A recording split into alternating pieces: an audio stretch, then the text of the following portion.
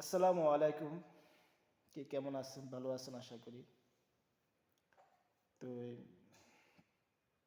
আসলে একটা কথা বলার জন্যে ভিডিওতে আসা। যে কথাটা হলো নির্বাচন।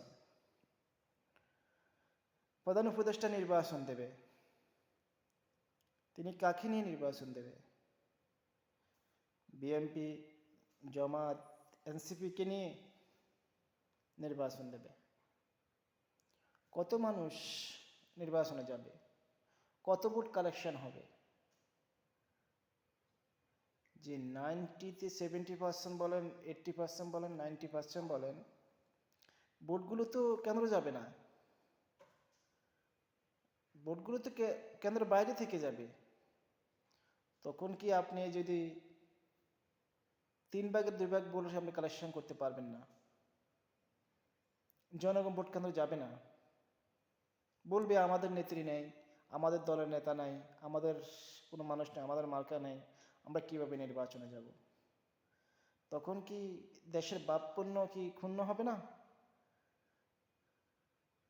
তখন দেশের মানুষ কি, আমরা যারা আওয়ামী লীগ করি, আমরা যারা আওয়ামী লীগকে সমর্থন করি, আমাদের কি ভোটের অধিকার নাই?